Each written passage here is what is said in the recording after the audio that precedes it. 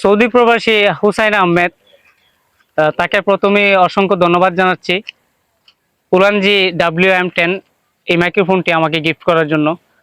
এবং আমার যে কন্টেন্ট ক্রিয়েশন, এই ক্রিয়েশনে অনেকেরই অবদান আছে, তবে তারটা ভিন্ন রকম। তার আইডিটা উপরে মেনশন করা আছে, সবাই তার আইডিটা ঘুরে আসবেন। এবং অসময়ে আমাকে এই সাপোর্টটা দেওয়ার জন্য আবারও তাকে ধন্যবাদ।